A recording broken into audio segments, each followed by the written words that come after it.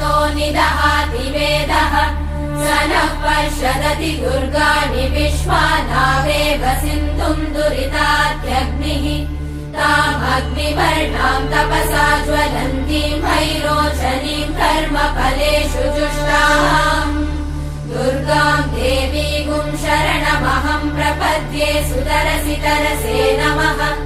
अग्ने त्वम् पारयानव्यो अस्मान् स्वस्तिभिरति दुर्गाणि विश्वा